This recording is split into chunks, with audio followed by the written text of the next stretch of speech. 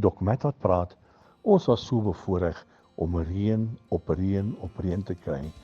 En rondom ons is die aarde lekker nat en oral is daar besig om groen spruite uit te loop. Alles is welig groen, alles is mooi. Die aarde is geweek met die water. En ek besef, geestelik is dit nodig dat God partykeer ons net moet week met sy volheid, week met sy krag. Jy sien, want as sy volheid neerdaal en die geestelike reën, die hemelse reën, daal in ons lewens neer, dan is daar groei. Dan is daar geestelike groei, dan gebeur dinge, dan gebeur daar mooi dinge.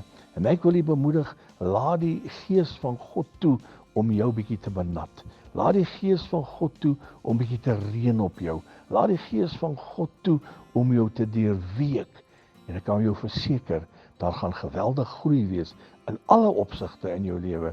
Geestelik, vleeslik, maak nie saak wat jou probleem en behoefte is nie. Jesus, as sy reën neergedaal het, dan verander alles. Die wêreld rondom jou raak sommer mooi. Geef hom 'n geleentheid, maak oop dat die geestelike reën kan neerdaal in jou lewe.